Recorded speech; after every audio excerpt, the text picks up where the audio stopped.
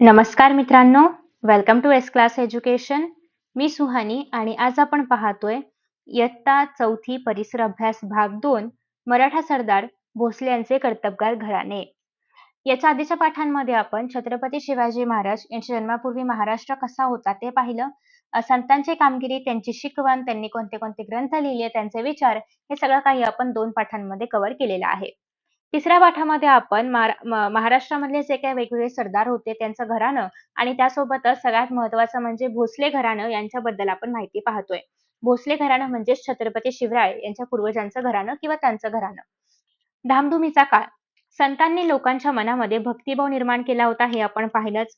तर शूर मराठा सरदारांनी महाराष्ट्रामध्ये शौर्याची परंपरा जी आहे तर ती चालू केली किंवा निर्माण केली. आणि हा जो काळ आहे मध्ययुगातला हा खूप धामधुमीचा होता. विजापूरचा आदिलशहा आहे, अहमदनगरचा निजामशहा आहे, तर या दोघांमध्ये नेहमीच महाराष्ट्रामध्ये लढाया होत असायच्या. आणि मग त्यासाठी खूप मोठ्या प्रमाणामध्ये फौज लागायची आणि फौज म्हणजेच काय तर जनता. म्हणजे या दोघांच्या लढ्यामध्ये जनतेचं मधल्यामध्ये मरण. या कामी ते मराठा सरदारांचा उपयोग करून घ्यायचे आणि मग अर्थात मराठे सरदार असे होते की त्यांच्यामध्ये खूप जास्त ताकद होती किंवा ते खूप जास्त शौर्य त्यांच्यामध्ये होतं. आणि मग हे 2 सरदार काय करायचे की त्यांना आपापसात लढायला पाठवायचे. म्हणजे मराठ्यांचंच मराठ्यांशी युद्ध लावलं जायचं. ठीक आहे. शूर मराठा सरदार. मराठे काटक आणि शूर होते. तसेच ते धाडसी पण होते. स्वामीनिष्ठ होते आणि लढाईवर मोठे मोठे पराक्रम गाजवण्यात त्यांना अभिमान वाटायचा. हातात भाला, कमरेला तलवार असे हे धाडसी मराठा जवान घोड्यावरती मान टाकून म्हणजेच घोड्यावरती बसून सरदारांच्या फौजेत दाखल व्हायचे. मराठे सरदार फौजबंद असायचे. आता प्रत्येक मराठी सरदाराची स्वतःची अशी एक फौज असायची. म्हणजे अर्थात जेव्हा एक मराठी सरदार जाऊन निजामाला किंवा आदिलशहाला मिळायचा, तेव्हा ती पूर्ण फौज पण त्या निजामशहाला किंवा आदिलशहाला भेटायची. तर कोणताही फौजबंद मराठा सरदार सुलतानाकडे गेला, की सुलतान त्याला आपल्या चाकरीस ठेवायचा. आता सुलतानाला हेच पाहिजे, काय पाहिजे? सरदार आपल्या बाजूने लढतोय आणि आपल्याला आयती फौज मिळते. बास त्या सुलतानाचं काम झालं. त्याला एवढंच पाहिजे होतं. ठीक आहे. आणि मग तो सुलतान काय करायचा, की त्या सरदाराला सरदारकी द्यायचा, काही नवतनं द्यायचा, जहागिरी द्यायचा. ठीक आहे. आणि मग जहागिरी मिळालेले सरदार स्वतःला त्या जहागिरीचे काय समजायचे? राजे समजायचे.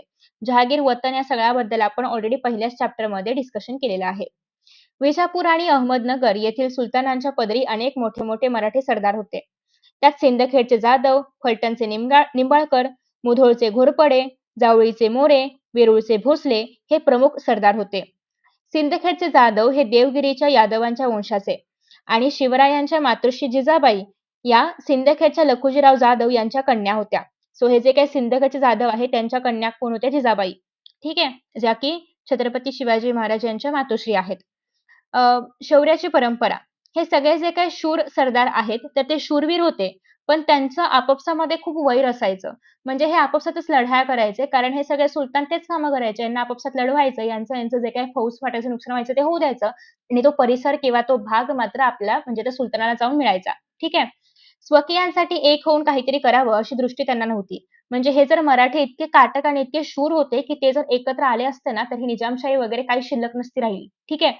पण त्यांनी स्वतःसाठी काहीतरी म्हणजे स्वतःच्या अ, बांधवांसाठी काहीतरी करावं किंवा असं काहीतरी स्वराज्य वगैरे निर्माण करावं किंवा आपण चाकरी न करता आपलं असं काहीतरी मराठ्यांचं निर्माण करावं, अशी दृष्टी किंवा असा विचार त्यांनी कधी केलाच नाही. आणि त्यामुळे त्यांचं शौर्य इतरांच्याच उपयोगी पडायचं. पण असं असलं तरी पण महाराष्ट्रामधील हजारो तरुणांना त्यांनी पराक्रमाची गोडी मात्र लावली आणि मग तेच पराक्रमी वीर निर्माण झाले. मराठी सरदारांनी महाराष्ट्रामध्ये शौर्य जिवंत ठेवले आणि महाराष्ट्रातील शूर घराण्यांपैकी वेरूळचे भोसले हे देखील एक पराक्रमी घराणे निघाले, ज्याचेच वंशज पुढे आहेत छत्रपती शिवाजी महाराज. घृष्णेश्वराचे मंदिर. सुमारे 400 वर्षांपूर्वीची गोष्ट आहे. वेरूळच्या लेण्याजवळील घृष्णेश्वराचे मंदिर हे अतिशय सुंदर मंदिर होतं, पण मोडकळीस आलं होतं. मग त्याच्या भिंतींना भेगा वगैरे पडल्या होत्या आणि पुजारी देखील मंदिर सोडून निघून गेले होते. म्हणजे इतकं महान दैवत घृष्णेश्वर म्हणजे शंकराचंच मंदिर झालं ते.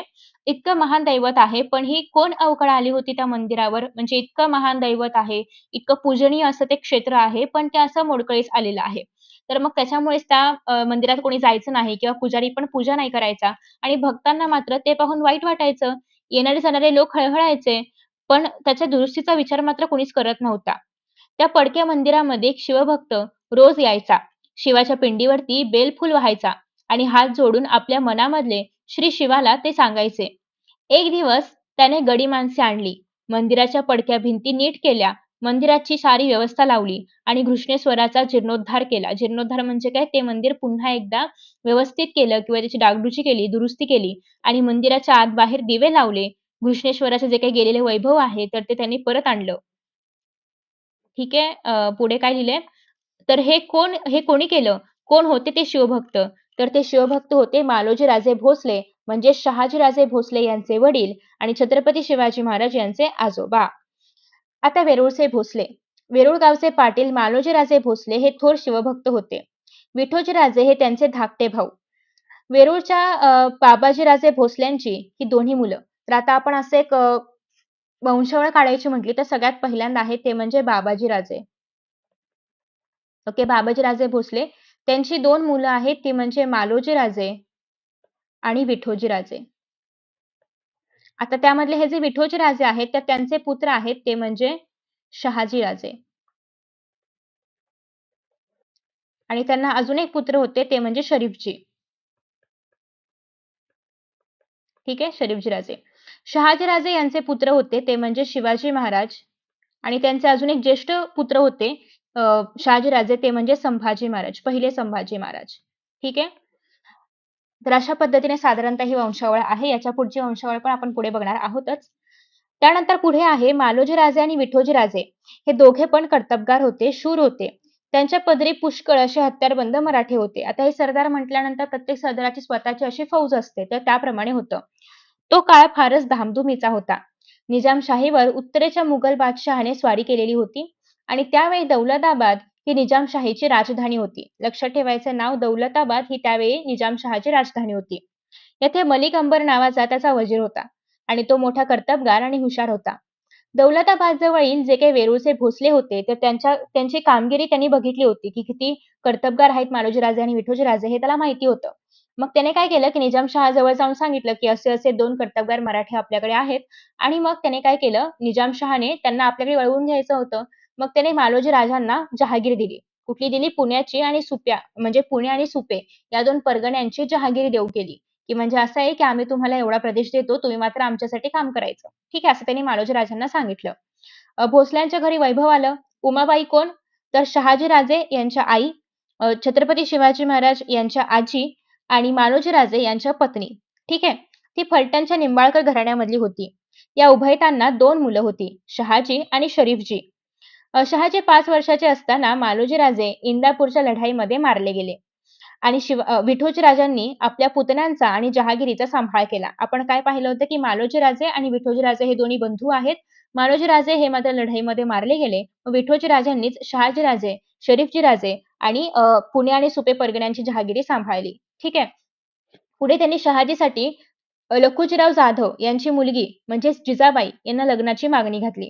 मग आता शहाजी राजे आणि जिजाबाई यांचीच मुलं म्हणजे पुढे कोण? छत्रपती शिवाजी महाराज आणि संभाजी महाराज, पहिले संभाजी महाराज. ठीक आहे. जिजाबाईंसाठी विठोजीरावांनी घातलेली मागणी लखुजीरावांनी स्वीकारली आणि लखुजीराव म्हणजेच काय तर निजामशाहीमधलेच एक शूर आणि पराक्रमी असे सरदार होते आणि त्यांच्याकडे पण मोठा फौजफाटा होता. निजामशहाच्या दरबारात त्यांची मोठी प्रतिष्ठा सुद्धा होती. त्यांनी शहाजी राजे आणि जिजाबाई यांचा विवाह मोठ्या थाटामाटात लावून दिला आणि जिजाबाई भोसले कुळाची लक्ष्मी झाली म्हणजेच भोसल्यांची सुनबाई झाली. शहाजी राजे. निजामशहाने मालोजी राजांची जहागीर शहाजी राजांना दिली. आता अर्थात मालोजी राजांनंतर त्यांचे ज्येष्ठ पुत्र कोण होते? शहाजी राजे. त्याच्यामुळे सगळी जी काही पुण्याची आणि सुप्याची जहागीर आहे तर ती आता कोणाला मिळाली? शहाजी राजांना मिळाली. शहाजी राजे पराक्रमी होते. निजामशाही दरबारामध्ये त्यांना मोठा मान होता. मुघल बादशहाने ती निजामशाही जिंकायचा बेत केला होता. आपण पाहिले की निजामशाहीवरती मुघल सतत हल्ला करत होते आणि विजापूरचा आदिलशहाही त्याला जाऊन मिळाला. कोणाला? मुघलांना जाऊन मिळाला. आणि त्याच्यामुळे आता निजामशाहीला कसं वाचवायचं हा मोठा प्रश्न होता कोणासमोर? मलिक अंबर समोर. आणि मग त्यासाठी मलिक अंबर, शहाजी राजे मोठ्या निकराने लढले आणि त्यांनी आदिलशाही आणि मुघल दोघं जे काही एकत्र मिळाले होते तर दोघांचा पण पराभव केला आणि अहमदनगर जवळ भातवडी येथे ही प्रसिद्ध लढाई झाली होती आणि या लढाईमध्ये शरीफजी मात्र मारले गेले, पण शहाजी राजांनी मोठा पराक्रम गाजवला. त्यामुळे शूर सेनानी म्हणून त्यांचा सर्वत्रच लौकिक वाढला. दरबारामध्ये पण त्यांची प्रतिष्ठा वाढली कारण त्यांनी निजामशाहीला वाचवलं होतं. इतकी की खुद्द मलिक अंबरला पण त्यांच्याबद्दल असूया म्हणजे जलसी वाटू लागली, की बापरे! हे इतकं कसं काय शूरवीर आहेत आणि यांनी संपूर्ण निजामशाहीला वाचवलं. तर याच्यामुळे त्याच्या मनामध्ये असूया किंवा जलसी निर्माण झाली. त्यातून उभयतात वितुष्ट निर्माण झाले. म्हणजे मलिक अंबर आणि शहाजीराजे यांच्यामध्ये आता भेदभाव होऊ लागले. वितुष्ट निर्माण झालं, की एकमेकांबद्दल जेलसी म्हणजे मलिक अंबरला शहाजीराजांबद्दल जेलसी वाटू लागली. आणि मग शहाजीराजांनी मग निजामशाही सोडली कारण ते खूप जास्त झालं होतं कटकारस्थान वगैरे. सो त्याच्यामुळे त्यांनी काय केलं निजामशाही सोडली आणि ते आता कुठे मिळाले जाऊन आदिलशहाला. कारण त्यावेळेस 3च असं प्रबळ होतं. एक तर मुघल होते, आदिलशाही किंवा निजामशाही. आता निजामशाहीमधून सुटून ते कुठे गेले? आदिलशाहीमध्ये त्यांनी गेलेले आहेत. आदिलशहाने त्यांना सरलष्कर हा किताब दिला. खूप महत्वाचा आहे तुम्हाला परीक्षेमध्ये विचारलं जाईल. असा हा किताब देऊन त्यांचा सन्मान केला. पुढे निजामशाहीत बऱ्याच घडामोडी झाल्या आणि जो काही आपला मलिक अंबर आहे ज्याचं वैर होतं शहाजीराजांशी तर तो पण मरण पावला. आणि त्याचा मुलगा फतेह खान हा आता मोठा कारस्थानी होता. तो आता निजामशाहीचा वजीर झाला आणि मग असे जर कारस्थानी लोकं असे वजीर वगैरे होऊ लागली, तर मग काय होतं त्या राजाचं म्हणजे त्या संपूर्ण राज्याचं काय होतं उतरती कळायला लागते. ठीक आहे. मुघलांच्या स्वारीचा धोका निर्माण झाला. त्यातून निजामशाहीला सावरण्यासाठी निजामशाहीची जी काही आई होती, तर तिने शहाजीराजांकडे परत या असं साकडं घातलं. आता मग अर्थात शहाजीराजे काय केले त्यांनी एवढ्या विनवण्या केल्यानंतर ते पुन्हा एकदा आदिलशाही सोडून निजामशाहीमध्ये परत आले. आता इथून पुढे काय झालं आणि शहाजीराजांनी कशा पद्धतीने निजामशाहीमध्ये आल्यानंतर घडी व्यवस्थित बसवली का? किंवा अजून पुढे काय-काय झालं हे आपल्याला पाहायचंय पुढच्या पाठामध्ये. आय होप की तुम्हाला आजचा हा पाठ समजलेला आहे आणि तुम्हाला बऱ्याचशा नवीन-नवीन गोष्टी पाहायला मिळाल्या असतील. So much for watching this video. पुढे पाहणार आहोत आपण पुढच्या पाठामध्ये शिवरायांचे बालपण वगैरे या सगळ्या गोष्टी. खूप जास्त मजेशीर कहाण्या आहेत. त्याच्यामुळे नक्की हे सगळे व्हिडिओज पाहत राहा. So much for watching this video and see you in the next video. Bye bye.